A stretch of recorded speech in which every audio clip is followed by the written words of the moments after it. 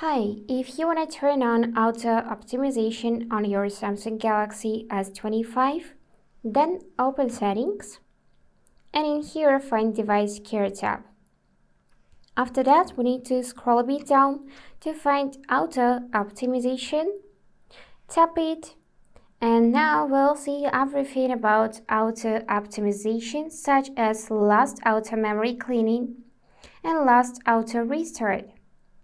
So to actually enable it, you need to choose Auto Restart and select one of two options, to restart when needed or restart on schedule.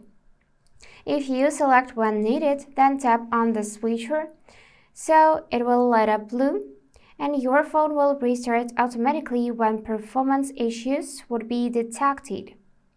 Also, you need to unlock your phone before you can receive notifications and alarms from some apps and see the name of incoming callers. If you choose to enable Restart on Schedule, then tap on this switcher and set schedule. For example, Thursday at, 8 a.m.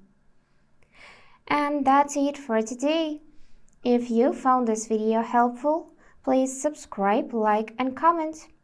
And I wish you all the best. Bye-bye.